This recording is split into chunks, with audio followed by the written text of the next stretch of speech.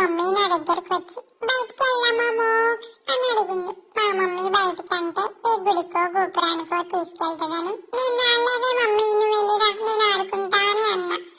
అయినా నా మాట ఎప్పుడు విన్నది కనుక నన్ను ఇక్కడికి తీసుకొచ్చింది. ఈ రోజు మా నిహాల్ బావ బర్త్డే. అక్కడ మా బావతో ఒక ఫోటో దిగి తర్వాత వాళ్ళు పెట్టిన చాక్లెట్లు, బూందీ, లడ్డు, కేక్లు అన్ని తిందామనుకున్నా.